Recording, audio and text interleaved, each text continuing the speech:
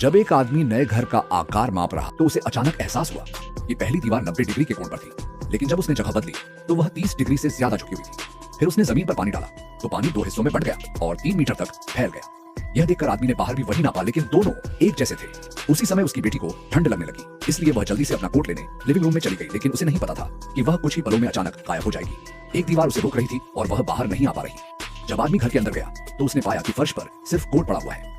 आदमी को तुरंत कुछ गड़बड़ महसूस हुई और उसने हर कोने में अपनी बेटी को ढूंढना शुरू कर दिया।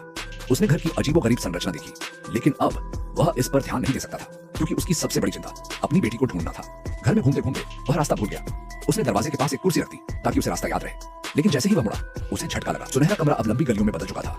तभी अचानक उसे एक बूढ़े आदमी की आवाज सुनी। निक उस आवाज का पीछा कर और कमरों की तलाश करने लगा। आखिरकार उसे पता चल गया कि उसकी बेटी किस कमरे है। उसने जल्दी से दरवाजा खटखटा, लेकिन जैसे ही दरवाजा खुला वह फिर से लिविंग रूम में पहुंच। उसकी बेटी डर से कांप। निक ने उसे गले लगा और उसे शांत करने लगा। उसकी बेटी ने कहा कि लगता है इस नए घर में